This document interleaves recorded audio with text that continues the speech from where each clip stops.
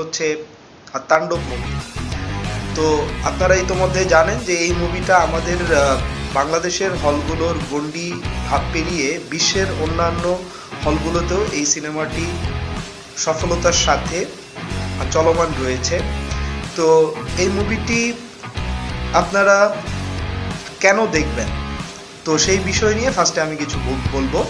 তো বরবাদ মুভিটা নিয়ে অনেকেরই অভিযোগ ছিল যে এই মুভিটাতে ওইরকম কোনো স্টোরি নেই এবং একই সাথে এখানে মানে ড্রাগ এডিক্টেডের মানে বিষয়টি অনেকে অনেকভাবে বলেছেন।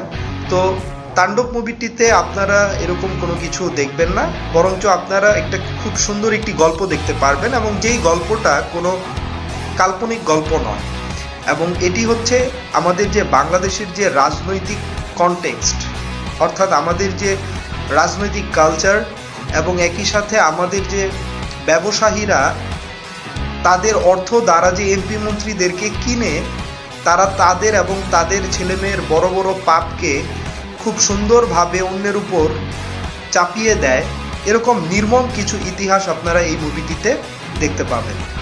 এবং একই সাথে আপনারা আরও দেখতে পাবেন যে আমাদের বাংলাদেশে যে লাখ লাখ বেকার যুবক রয়েছে যাদের কর্মসংস্থান দানে আমাদের এ রাষ্ট্র ব্যর্থ, এবং সেরকম একজন বেকার যুবকের চরিত্রে আপনারা সাকিব খানকে এই মুভিটিতে দেখতে পারবেন। অর্থাৎ আপনারা আপনাদের যে বাস্তব জীবন আছে এবং আমাদের যে বাংলাদেশ, এই বাস্তব জীবনের সাথে এই মুভিটাকে অত্যন্ত সুন্দরভাবে রিলেট করতে পারবেন। তো সেই জায়গা থেকে আমার মনে হয় যে আপনারা এই মুভিটা দেখতে পারেন, আমি আপনাদের সাজেস্ট করব। অবশ্যই আপনাদের হাতে যদি সময় থাকে আপনারা এই মুভিটি হলে দেখতে পারেন বা যে কোনো মাধ্যমে আপনারা এই মুভিটি দেখতে পারেন। আশা করি আপনারা হতাশ হবেন না এবং একই সাথে হয়তো আরও ভালো কিছু কাজ আমরা সামনে আরও দেখতে পারবো, কারণ বরবাদ থেকে আমাকে স্টোরির জায়গা থেকে এই মুভিটাকে আরও অনেক ধাপ আমি এগিয়ে রাখবো, ভালো লেগেছে। সো সেই জায়গা থেকে আমি বলবো যে ভিউয়ার্স, আপনারা অবশ্যই যদি আপনাদের হাতে সময় থেকে থাকে 2.5 ঘন্টা, তাহলে অবশ্যই আপনারা তাণ্ডব মুভিটি দেখতে পারেন।